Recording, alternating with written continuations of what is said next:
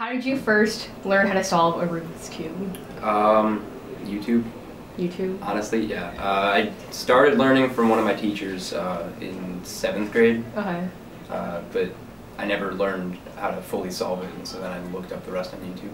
In 7th grade?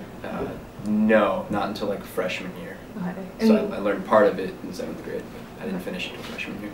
What sparked your interest later? Watching the world record get set by a 14-year-old kid. Okay. And what's your best time? 14.8 seconds. And when did you get that time? Actually, like 2 weeks ago. What was your reaction? I was pretty excited because it doesn't happen too often. Usually your best times are you get to skip a step or something, you get pretty lucky. So yeah, that was pretty exciting. And how often do you practice? Probably do at least 10 solves a day, just whenever I have free time or something. If I actually sit down and want to practice, I'll probably sit down for like an hour and just do multiple solves. And has your time improved at all? Like, what was your first time, your time the first time you solved it? First time I solved it was like 5 minutes. From there I kept decreasing quite quickly actually, because you get used to the movements. Then once I started trying to solve it quickly, I dropped from a minute to about 40 seconds, and then slowly improved over the months. And then what's the difference between just trying to like solve a Rubik's Cube and then trying to solve it quickly? To solve it normally, you don't have to memorize that many algorithms. You just have to memorize a few sequences of moves in order to finish the whole thing.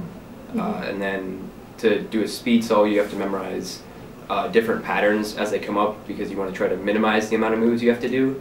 So if you memorize more patterns, then you will have a pattern applicable for each situation that appears. So with the finger movements, is there like a proper technique of like how to hold it or move it around? It varies person to person. It's just how you're comfortable holding the cube, and then it also depends on the cube, like if it's bigger or smaller, and also if the cube is able to corner cut pretty easily, you don't have to be as precise. But if sometimes they don't have little indents in them, or if they don't have any beveling, you have to line them up exactly before you're able to turn it again. So is this your cube of choice? Yeah, this is the one is my main cube right now. And why do you like this one? Just because it's able to corner cut over 45 degrees, so it's really forgiving when you turn really quickly. It's also turns really smooth. It came like pre-oiled and everything, so it was really nice. Try this one.